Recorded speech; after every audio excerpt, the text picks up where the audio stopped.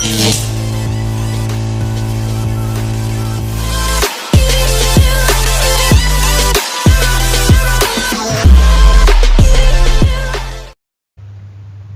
guys, kembali lagi di video saya, dan saya akan menjelaskan materi sebelumnya.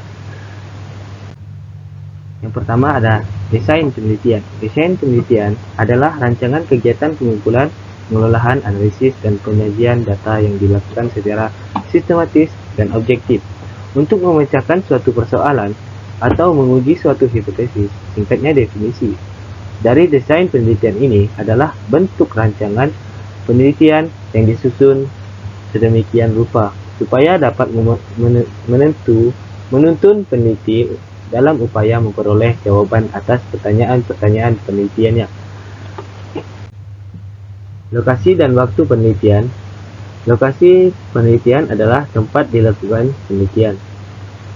Penetapan lokasi penelitian merupakan langkah yang sangat penting dalam penelitian, karena dengan menentukan lokasi penelitian, berarti objek dan tujuan penelitian sudah ditetapkan, sehingga dapat mempermudah peneliti untuk melakukan kegiatan penelitian. Sedangkan waktu penelitian adalah lamanya proses penelitian. Selanjutnya kita masuk ke populasi dan sampel. Populasi adalah keseluruhan objek yang diteliti, sedangkan sampel adalah sebagian dari populasi tersebut. Selain itu, populasi dan sampel penelitian juga berbeda dalam pengumpulan datanya. Pengumpulan data populasi adalah sensus. Tujuan mendata seisi populasi untuk keperluan administrasi seperti data kependudukan atau daftar pemilih pada pemilu. Sedangkan pengumpulan data dengan sampel adalah survei, cukup dengan bagian dalam populasinya saja. Dan selanjutnya teknik pengambilan sampel. Teknik pengambilan sampel ada 8. Yang pertama simple random sampling, yang kedua stratified random sampling, yang ketiga cluster sampling, yang keempat systematic sampling, yang kelima quota sampling, yang keenam purposive or judgmental, yang ketujuh snowball sampling, dan yang terakhir convincing sampling. Selanjutnya masuk ke metode pengumpulan data. Metode pengumpulan data juga ada 8. Yang pertama survei, yang kedua wawancara, yang ketiga observasi, yang keempat analisis dokumen, yang kelima studi kasus, yang keenam eksperimen, yang ketujuh kuesioner, yang kedelapan fokus group. Selanjutnya ada sumber data. Sumber data juga ada 8. Yang pertama sumber manusia, sumber dokumen, yang ketiga sumber observasi, yang keempat sumber sekunder, yang kelima sumber sensor dan teknologi cerdas, yang keenam sumber catatan medis dan kesehatan, yang ketujuh sumber visual, dan yang terakhir sumber percakapan dan interaksi. Selanjutnya ada uji validitas dan reliabilitas. Yang pertama uji validitas.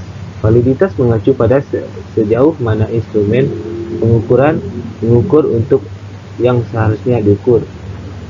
Dalam kata lain, validitas mengukur sejauh mana alat tersebut benar-benar mengukur konsep atau variabel yang dituju.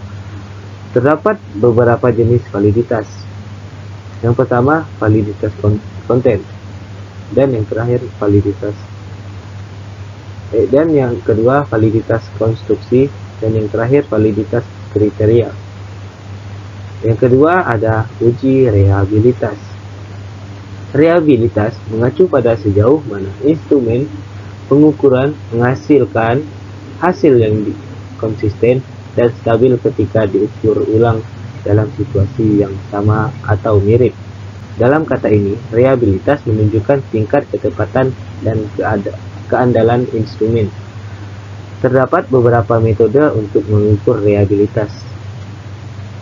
Yang pertama uji ulang, yang kedua konsistensi internal, yang ketiga paralel, dan yang terakhir reliabilitas pengamatan. Selanjutnya ada variabel penelitian. Variabel penelitian ada 2. Yang pertama variabel independen. Variabel ini adalah faktor yang mempengaruhi atau merubah variabel lainnya. Dan yang kedua ada variabel independen. Variabel ini adalah hasil atau efek dari variabel independen.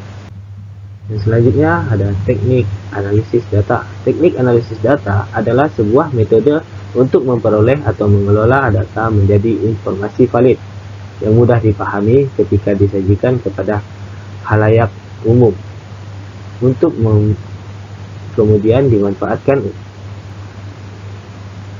menentukan solusi dari permasalahan. Dan yang terakhir ada asumsi klasik. Uji asumsi klasik merupakan persyaratan statistik yang harus dipenuhi pada analisis regresi linear berganda yang berbasis ordinary least square (OLS). Analisis regresi yang tidak didasarkan pada OLS, maka demikian itu tidak memerlukan persyaratan asumsi klasik, misalnya regresi logistik atau regresi ordinal. Sekian dari saya. Sekiranya ada persalahan kata atau kesalahan dalam mengucap kalimat, harap dimaklumi. Dan sekian dari saya, terima kasih.